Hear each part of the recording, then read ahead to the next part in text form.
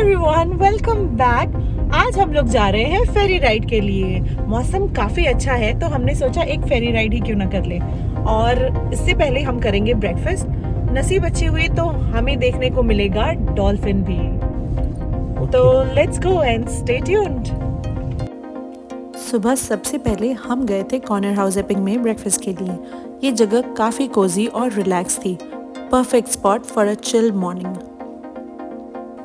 इनका outdoor seating भी कमाल का था, लेकिन वेदर की वजह से हमने प्रेफर किया इंडोर ही बैठना। फिर मैंने अपने लिए ऑर्डर किया चाय लाटे और विशाल ने लिया लाटे। दोनों काफ़ी रिफ्रेशिंग और परफेक्ट थी एक चिल्ड मॉर्निंग के लिए। फिर हमने ऑर्डर किया अपना breakfast, salmon Benedict, smashed avocado और डिज़र्ट में हमने लिए Biscoff waffle. The food was really good and presentation तो कमाल का था। हमने ब्रेकफास्ट फिनिश भी नहीं किया और आ गई हमारी वॉफल टेबल पे, जो कि एकदम क्रिस्पी और सॉफ्ट वॉफल के साथ बिस्कॉफ का flavour, totally mouth watering. Compare to other cafes ये कैफ़े काफ़ी एक्सपेंसिव है, लेकिन वर्थ एक्सपीरियंसिंग क्योंकि फूड काफ़ी अमेजिंग है। ब्रेकफास्ट के बाद हमने अपनी रोड ट्रिप शुरू की क्वींस क्लिफ के लिए, जिलोंग के रास्ते होते हुए। अब बात करते हैं मेलबर्न की रोड्स की और ट्रैफिक सिग्नल की। मेलबर्न की फ्रीवेज काफ़ी वेल कनेक्टेड है। यहाँ का सिटी लिंक और ईस्ट लिंक टोल रोड्स हैं जो फास्ट और कन्वीनियंट ट्रैवल के लिए यूज़ होते हैं। इनका टोल ऑटोमेटिक डिडक्शन सिस्टम से होता है, तो बस आपको अपनी कार के टैग को रिचार्ज करना होता है और यहाँ इंडिया जैसे टोल बूथ भी नहीं होती। इसी चीज़ को इंडिया में फास्ट टैग भी कहते हैं। It saves a lot of time, specially during peak hours. एक और चीज़ ये है कि स्पीड लिमिट्स बहुत स्ट्रिक्टली फॉलो करनी पड़ती है। कैमरास हर जगह हैं और यहाँ ओवर स्पीडिंग पे हैवी फाइन्स है, तो सब लोग लिमिट के अंदर ही ड्राइव करते हैं। प्लस जे वॉकिंग पर भी स्ट्रिक्ट पेनल्टीज़ हैं, तो पेडेस्ट्रियंस भी अपने रूल्स फॉलो करते हैं। ये सारी छोटी छोटी चीज़ें यहाँ के ट्रैवल एक्सपीरियंस को सेफ और ऑर्गेनाइज्ड बनाती है। Hope you found this fact interesting as we head towards our ferry adventure. और अब हम पहुँच गए Queenscliff harbour. And after reaching Queenscliff हमने सबसे पहले अपनी फेरी राइड के लिए टिकट्स लिए। Good, thank you. When's the next ferry? 2 o'clock, yeah? हमारा टोटल कॉस्ट पड़ा $102 और हमने ली थी 1 वे टिकट। और टिकट्स लेते ही हम अपनी कार के साथ क्यू में लग गए to get on to the ferry. ये मेरा पहला फेरी राइड था मेलबर्न में, तो मैं थी काफ़ी एक्साइटेड। फेरी में अपनी कार के साथ जाने का यूनिक एक्सपीरियंस है और ऑनेस्टली मैंने ये पहले कभी एक्सपीरियंस नहीं किया था।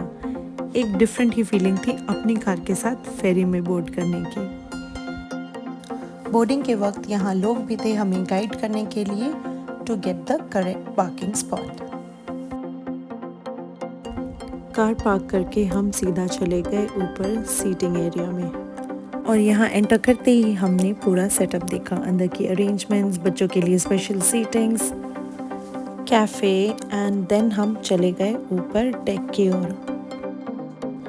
क्वींस क्लिफ फेरी राइड काफ़ी पॉपुलर है, स्पेशली मेलबर्न में वीकेंड गेटअवेज या शॉर्ट ट्रिप्स के लिए। ये फेरी क्वींस क्लिफ और सोरेंटो के बीच चलती है, जो मॉरिंगटन पेनिनसुला और बेलरवेन पेनिनसुला को कनेक्ट करती है। ये सिर्फ एक ट्रांसपोर्ट सर्विस नहीं है, but a great way to relax और सीनिक व्यूज़ का मज़ा लेने का एक यूनिक एक्सपीरियंस भी है।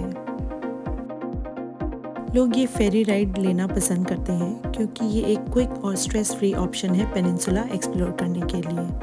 और 1 आवर की ये जर्नी बहुत ही अमेजिंग होती है। रास्ते में आपको सीनिक ओशन व्यूज़ मिलते हैं और अगर लकी हुए तो ऐसे दिख जाते हैं डॉल्फिन्स भी। और ख़ास बात ये है कि इस फेरी पर आप अपनी कार भी ले जा सकते हो, तो जब आप डेस्टिनेशन पहुंचते हो तो अपने व्हीकल के साथ इजीली ट्रैवल कंटिन्यू कर सकते हो। ये फेरी में एक कैफ़े और रिलैक्स सीटिंग एरियाज़ भी होते हैं, तो आप कॉफ़ी सिप करते हुए ओशन की ब्यूटी को एंजॉय कर सकते हो या फिर यहाँ डेक पर आकर इस विंड का मज़ा ले सकते हो। और फिर हमने देखी ये बड़ी सी कंटेनर शिप, और इस मैसिव कंटेनर शिप को देखने के बाद मुझे ये रियलाइज़ हुआ कि ओशन सिर्फ एक सीनिक स्पॉट ही नहीं पर ट्रेड और ट्रांसपोर्टेशन के लिए भी कितना इम्पोर्टेंट है। थोड़ी देर तक हमने एक साइड का ओशन व्यू एंजॉय किया और फिर हम फेरी के अंदर से गुजरते हुए दूसरी साइड का व्यू एक्सप्लोर करने के लिए चले गए। फेरी के दोनों साइड से अलग अलग पर्सपेक्टिव मिल रहे थे, एक तरफ ओशन का काम ब्लू वाटर और दूसरी तरफ कोस्ट लाइन के सीनिक व्यू। दूसरी साइड पे एक फिक्स बाइनोकुलर था जो कि चार्जेबल था, तो थोड़ी कॉइन्स डालकर आप ब्यूटीफुल सीस्केप्स और पासिंग शिप्स को भी देख सकते हो डिटेल में। फिर हम अंदर आ गए और कुछ मिनट्स तक वहाँ रिलैक्स किया। अंदर का एम्बियंस काफ़ी कोजी था और वहाँ कंफर्टेबल सीटिंग भी थी। बैठते ही हमने सोचा चलकर सोरेंटो फेरी टर्मिनल के बारे में थोड़ा और एक्सप्लोर करते हैं। हमने कुछ ऑन बोर्ड इन्फो डिस्प्ले देखे जो सोरेंटो के हाइलाइट्स और नियर बाय स्पॉट्स के बारे में बता रहे थे। टर्न्स आउट सोरेंटो टर्मिनल के पास काफ़ी ब्यूटीफुल बीचेस, पार्क्स और कैफ़ेज़ हैं और ये एरिया हेरिटेज आर्किटेक्चर और सीनिक कोस्टल ट्रेल्स के लिए भी काफ़ी फेमस है। अब हम स्लोली सोरेंटो टर्मिनल के पास डॉक करने ही वाले थे और जैसे ही हम डेस्टिनेशन के करीब आए अचानक थोड़ी ठंडी हवा चलने लगी। वेदर काफ़ी क्विकली चेंज हो गया और हल्की सी चिल फील होने लगी थी। ओशन का ये अनप्रेडिक्टेबल वेदर भी इस फेरी राइड का एक हिस्सा था। अब फाइनली फेरी डॉक होने ही वाली थी और अनाउंसमेंट हो गई थी कि सब अपने अपने कार्स में वापस लौट जाएं। जैसे ही सब लोग अपनी अपनी कार्स में बैठे फेरी डोर स्लोली ओपन हुए, फिर हम निकलने लग गए फेरी के बाहर। तो ये था हमारा आज का एडवेंचर, एक relaxing ferry ride with a beautiful breakfast to kick start the day. अगर आपको ऐसी छोटी गेटअवेज पसंद है तो ऐसा एक्सपीरियंस ज़रूर ट्राई करना। मैं मिलती हूँ अगले व्लॉग में नए एक्सपीरियंसेस और एडवेंचर्स के साथ। Till then, take care and keep exploring. Bye. Thank you for watching The Indian Aussie.